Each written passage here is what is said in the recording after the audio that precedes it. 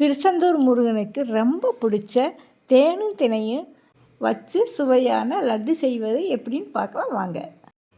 ஒரு கப்பு தினை எடுத்துக்கோங்க. அதை 3 தடவை நல்லா கழுவி எடுத்துட்டு ஒரு நல்ல தண்ணியில் ஒரு அரை மணி நேரம் ஊற வச்சு எடுத்துக்கோங்க.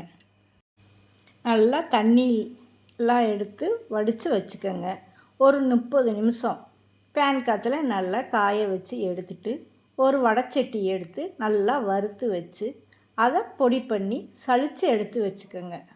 ஒரு டம்ளர் வெந்நீரில் அரை கப்பு பனங்கற்பட்டியை போட்டு நல்லா காய்ச்சி வடிகட்டி எடுத்து வச்சுக்கிட்டு நம்ம அரைச்சி வச்ச மாவில் தேனும் நெய்யும் ஊற்றி வெதுப்பாக இருக்கும்போதே லட்டு மாதிரி பிடிச்சிக்கிட்டிங்கன்னா சுவையான தேன் தினை லட்டு ரெடி.